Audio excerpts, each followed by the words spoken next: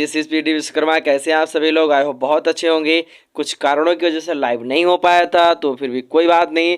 मैंने एक ऐसा पीपीटी के माध्यम से, जैसे मैं पहले पढ़ा रहा था वैसे मैंने एक तरीका ढूंढ लिया है। तो मैं पीपीटी के माध्यम से इस तरह से आपको लोगों को लिख लिख कर पढ़ाऊंगा। ये बहुत अच्छा तरीका रहेगा। चलिए शुरुआत करते हैं। जैसा कि मैंने आप लोगों को बता दिया है कि पहली क्लास में डायरेक्ट इनडायरेक्ट की दूंगा आपको, और डायरेक्ट इनडायरेक्ट का दूसरा नाम नरेशन है। तो ये चीज़ें आप लोगों को ऑलरेडी मैं बता चुका हूँगा। और ये यूपी बोर्ड 2023 या 24 के लिए हाई स्कूल और इंटरमीडिएट क्लासेस के लिए तो इम्पोर्टेंट है ही, साथ ही साथ अगर आप 8 में है, 9 में है, 11 में है, तो भी आपके लिए क्लास बहुत इंपॉर्टेंट है। चलिए शुरू करते हैं। जैसा कि मैं आपको पहले भी बता चुका हूँ कि narration basically direct indirect speech ही है।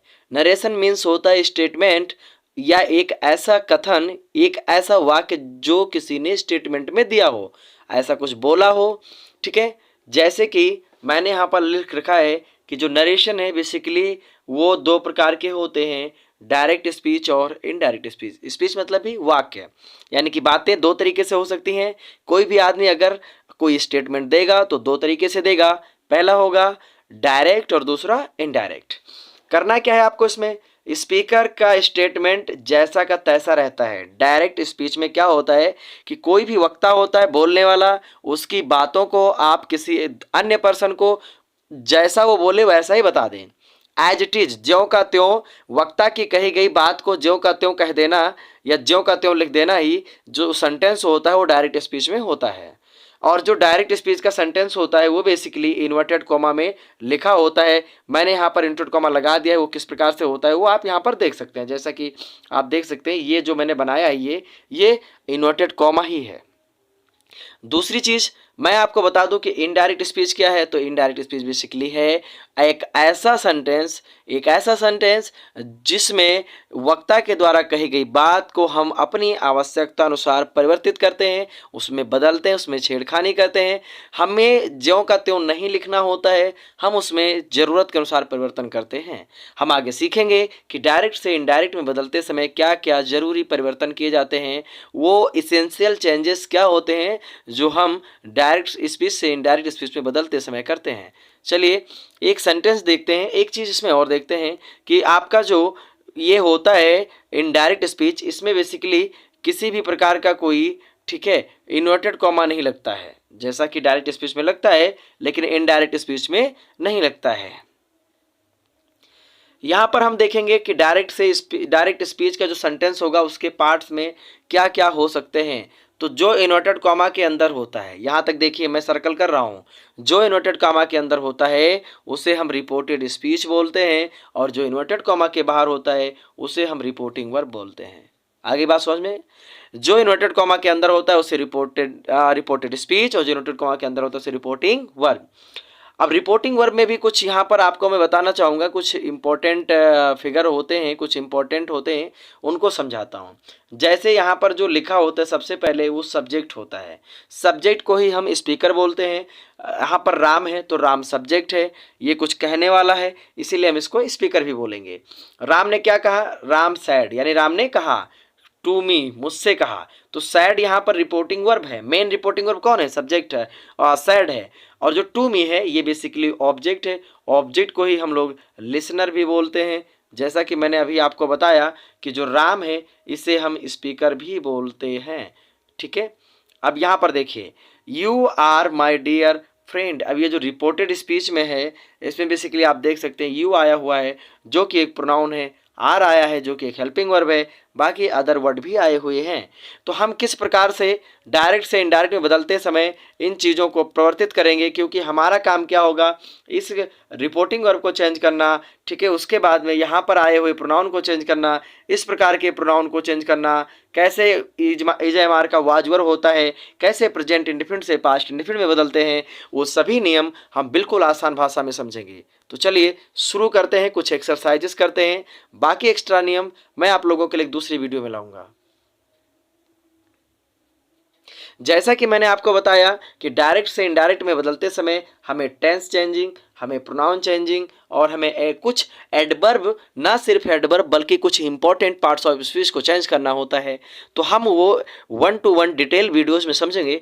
अभी के लिए हम एक्सरसाइज करते हैं। एक्सरसाइज में जैसा मैंने आपको दे रखा है, Ashok says Ramesh is a good boy. जैसा कि मैंने आपको बताया, Ashok says Ramesh is a good boy. अब आप देख सकते हैं कि जो अशोक सेज है ये रिपोर्टिंग वर्ब है, और जो आपका रिपोर्टिंग वर्ब है, अगर मैं आपसे पूछूं ये कौन सी टेंस में है, तो आप तुरंत बोलेंगे सर ये प्रेजेंट इंडेफिनिट टेंस में है। और एक रूल है कि अगर रिपोर्टिंग वर्ब प्रेजेंट टेंस में हो, इंडेफिनिट हो, कंटिन्यूअस हो, प्रेजेंट परफेक्ट हो, कोई दिक्कत नहीं है, प्रेजेंट में हो बस, तो रिपोर्टेड स्पीच के सेंटेंस में कोई परिवर्तन, के टेंस में कोई परिवर्तन नहीं होता है। जैसा देख ही सकते हैं आप, अशोक सेज, और मैंने क्या किया, इन्वर्टेड कॉमा को हटाया, और उसके बाद में असर्टिव सेंटेंस होने की वजह से इसमें केवल कंजक्शन दैट का प्रयोग कर लिया, बाकी पूरा सेंटेंस एज इट इज उतार दिया, कोई चेंजेस नहीं किया। दूसरा देख सकते हैं, Amit will be saying Deepak has finished his work.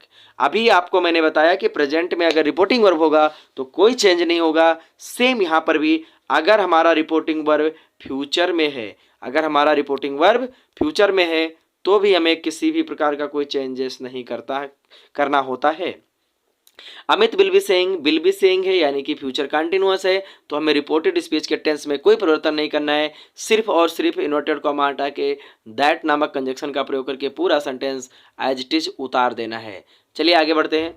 यहाँ देखते हैं तीसरा सेंटेंस, कृष्णा हैज सैड। अभी मैंने आपको बताया ना कि प्रेजेंट में होगा रिपोर्टिंग वर्ब तो कोई परिवर्तन नहीं होगा। अब हैज और हैज के साथ में वर्ब की थर्ड फॉर्म कहाँ लगती है, प्रेजेंट परफेक्ट टेंस में। अब प्रेजेंट परफेक्ट टेंस में होने की वजह से रिपोर्टिंग वर्ब प्रेजेंट परफेक्ट में हो गया, यानी प्रेजेंट टेंस में, तो हमें रिपोर्टेड स्पीच में टेंस में कोई परिवर्तन नहीं करना है। हमने कोई परिवर्तन नहीं किया है, केवल रिपोर्टिंग वर्ब में हमने केवल हमने डायरेक्ट से इनडायरेक्ट में बदलते समय इन्वर्टेड कॉमा को हटाकर दैट का प्रयोग यहाँ पर किया है, बाकी पूरा सेंटेंस ऐसे ही उतार दिया है। राजेश सेड टू मनोहर, चौथे सेंटेंस पे आइए, Rajesh said to Manohar the teacher will not go to school. यहाँ पर आप देख सकते हैं कि मैंने क्या किया है, मैंने एक ऐसा सेंटेंस लिया है जो पास्ट में है। सैड, सब्जेक्ट राजेश है, राजेश के बाद में तुरंत सैड आया है, तो राजेश सैड यानी कि सब्जेक्ट प्लस B2 आया है। और सब्जेक्ट प्लस B2 कहाँ लगता है बेटा, पास्ट इंडिफिनिट में, और पास्ट इंडिफिनिट में हो गया तो ये पास्ट हो गया, इस वजह से रिपोर्टेड स्पीच में परिवर्तन होगा। यहाँ पर क्या क्या परिवर्तन होगा वो मैं आपको दिखा देता हूँ। एक तो सैड टू का हम लिखेंगे टोल्ड में, चलो लिखा है मैंने, इन्वर्टेड कॉमा हटा करके दैट लगाया है वो भी मैंने किया है। द टीचर बिल का मैंने यहाँ पर वुड कर दिया है, ठीक है। नॉट गो टू स्कूल, ये देखिए मैंने वुड कर रखा है।